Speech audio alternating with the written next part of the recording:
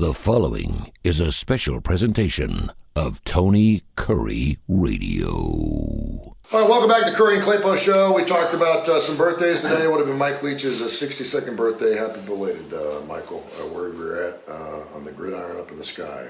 Happy birthday to you. Get Over It Day, Joe Franklin Day. We have no clue who Joe Franklin is. Evidently, he's started a talk show. Person in the world. He really is. I mean, he had more guests than Johnny Carson did. I still don't know. I was like, who the hell is Joe? And it wasn't like the 1800s. He was born in 1930 or something like that. I don't know. Jeffrey Osborne, 75 today. Robin Shire, 78. We talked about that. We talked about Tiger Woods in a few minutes, and we're going to be on Fox 6 coming up in about 20, 25 minutes. Any breaking news on Aaron Rodgers? We're going to be talking about, Aaron Rodgers is a pain in the ass. I did a show. We did a show called Kiefer and Curry. It's Kip Kiefer and Tony Curry, and it's a great show because we talk about topical stuff. But we talk about things that are obviously important to us, much like we do here. And we don't give scores and talk about normal. It's not an ESPN format. We talk about one thing. We were talking about sports loyalty, and I'm a loyal guy.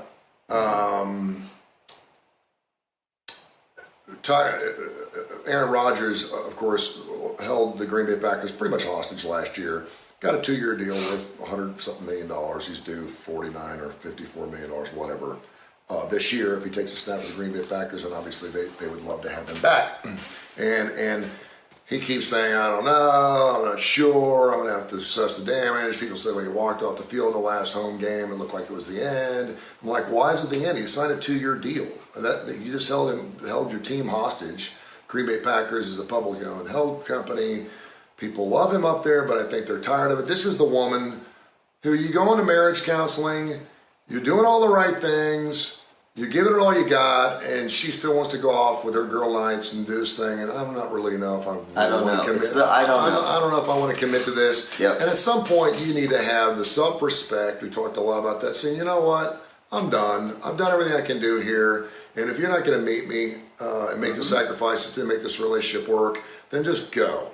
And the Green Bay Packers have been very, very open and we'll wait on Aaron. Yeah. And I'm like, screw that. He's 40 years old. He just came off statistically one of his worst years ever. Mm-hmm. And I'm like, you got Jordan Love sitting there waiting to play. Now they're talking about maybe drafting Bryce Young. And I'm like, what?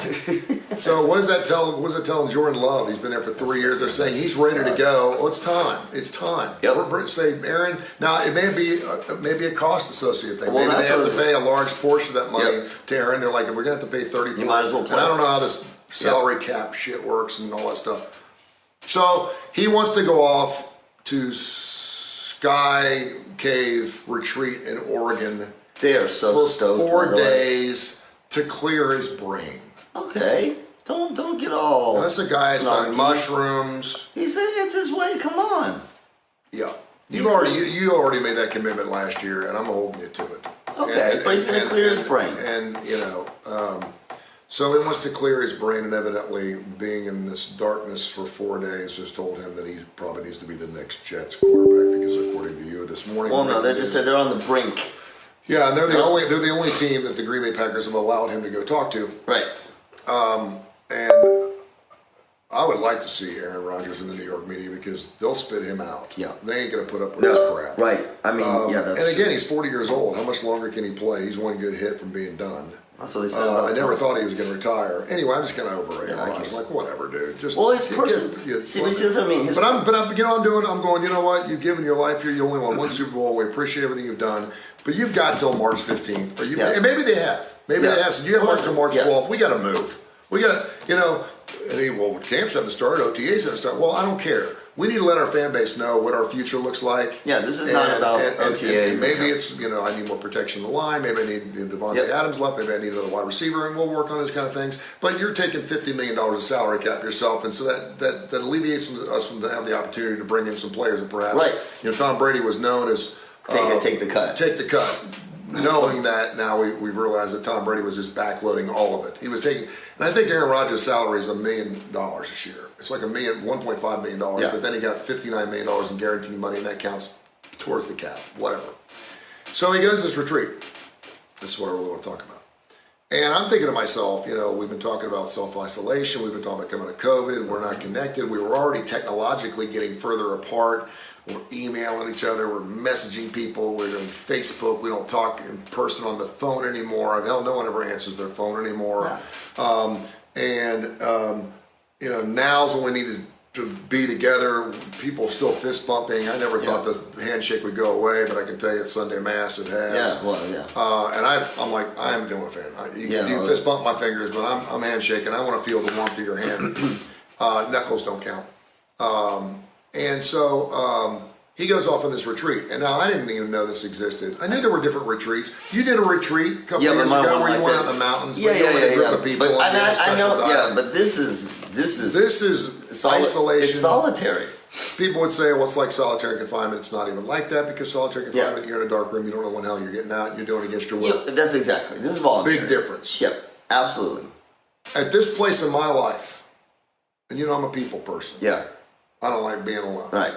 I get my kids 7 on 7 off. The days I don't have my kids, I'm like wandering around here, I'm working, I'm just like, what's going on? And when my kids are great. So to go off voluntarily, and some people do it for months. There's one guy that did it for like 2 months. And the first thing I thought of was Alone and Afraid. That's exactly right. Or Naked and Afraid. Well, not Naked and Afraid. Alone. No, it's just Alone. The show Alone. And at least Naked and Afraid, you're naked with somebody. It ain't that people get hungry. It's not that they don't know how to build a shelter.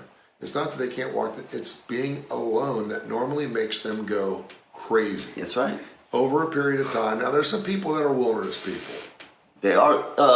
They're usually Unabombers. They're usually, what's the Alaska show? Not Alaskan bush people. The other one where the families live. Yeah. But they have families. They have people they converse with. They have families. They're not alone. Right. That's true. But if you're, one of these people that could go off the grid, by yourself. That's the new thing, off the grid, and go off by yourself for a while. I'm a little worried about you. And you're all by yourself. You have no contact with anybody. You're a red flag. Big red flag. No one was created to be that much of a loner. Some people are. And they have to try. Some people are. Yeah. Some people are. To not to live in the dark alone, because that's a different. So to me, there's two different pieces to this. There is the being alone. Yeah. But for the Aaron Rodgers, for this sort of dark retreat, there's this other piece. Being devoid of stimuli around you is a very different thing. I mean, obviously people say it's meditative. I mean, this is why we often meditate in the dark, right? Because we don't have other things to distract us. We also know that if you are alone in the dark with no physical cues, you can start hallucinating. Yep. You lose sense of space and time. Now, some people will say that's awesome, right? That's great. That's what I'm going there to do. There's no drugs involved. But it also can be, depending on how you're wired, it can be incredibly scary, anxiety provoking. Because again, it's not just that you're alone in the dark. Yeah. And when we don't have visual anchors, for a lot of people, that is all that it takes to make them distressed. I will go as far to say this. We always ask, kids where it's natural for them to be afraid of the dark. There are millions of adults. It's incredibly common for adults to be afraid of the dark. Yeah. It is a hardwired thing. We're hardwired to be afraid of the dark because we don't see damn well. And so for him to go do this, not everybody can do this. I understand what the purpose is. And I also think, and I know you're not a big Aaron Rodgers, but I can understand if your whole world is, as we were talking in the earlier segment, like Tiger Woods, your whole world is just, everybody's talking about you. Not everybody, all your friends. Literally, the entire country's talking about you. And they're saying all these things, and you're getting it everywhere. And you're getting it on social media, or you put your phone down, and it's still, people are saying things. You may have to get to this point where I need to clear my head. Yeah. I need to clear my head. Well, for most of us, we go, well, why do you need to be so extreme? Well, if you're Aaron Rodgers, the only way potentially for him to clear his head is to go away where nobody can see him. And maybe for him being in the dark is helpful. But normally that's for 2 or 3 hours, or maybe a night out. Maybe you want to go to a cabin for a weekend. But you're fishing, you're doing things. We're talking about just sitting in the dark. Yeah, I know. There's not fishing here. There's not hiking. There's not. I get so bored. There's not. You don't have your cell phone. No. The old saying is, when you're in a crowd, you hear voices. When you're alone, you hear the voices in your head. Well, that's the whole point. I'll say this right now. Starting right now, I don't know if I could sit in this room in the dark by myself for the next 24 hours. That's what I'm saying. First of all, I don't want to. For a certain amount of money, I may be able to figure it out. But I would start. But and you're talking about a guy. I meditate every morning. Well, see, that's different. You do what he does. I do. Yeah, I know. I didn't always do that. But you don't meditate. Now it's an instrumental and routine thing that I need to do every single day to get my brain right for the day. Yeah, oh, yeah. And I never did that. I was kind of in a situation where I had to. Yes. And I think that's incredibly healthy. To be alone, to be in isolation, can be an incredibly healthy thing. And for the people that want to do this, I just think it's weird. I get it. But it's also experimental. It. It's also a way. Listen, and again. And be careful what you wish for, because some people are coming out saying I didn't like it. Of course, but that's what I'm saying is let's go beyond Aaron Rodgers. Let's stop going to Aaron Rodgers. If you are a person who wants to sort of explore different kinds of experiences, mental, psychological experiences, going into a place where you're isolated, and going into a place where you're essentially, this is why people go on retreats, silent retreats, and all this is just taking it to a different level. I would say that the vast majority of people probably are quite uncomfortable. I also would say that the vast majority of people who actually go probably have done other things and are wanting to go. Because people like you and I would be, oh, hell no, there's no way. I'm not going. I'm not going to try it.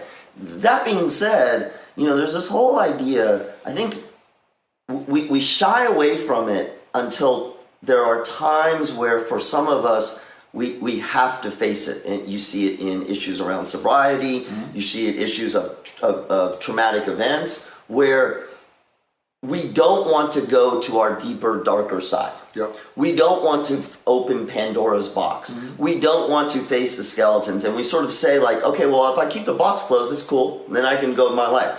But there are times in your life where you're like, okay, that box just got opened. Yeah. So you got two choices. You either can lie to yourself and pretend that it wasn't open.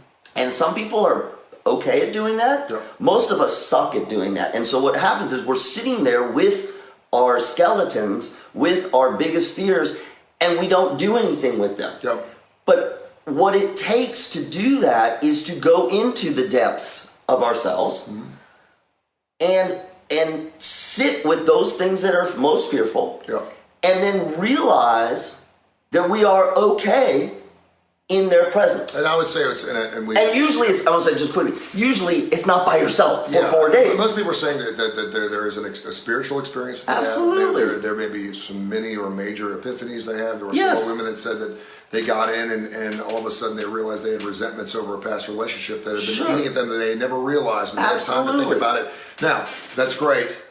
But what are you going to do when you come out? Because you must get back into reality. No, you can't absolutely sit right. in a black box for the rest of your life. And so you figured it out. Okay, you figured it out. Now what are you going to do about it? So that's the part where I think it could be really, really dangerous. I don't know too many people that really want to hear the voices in their heads.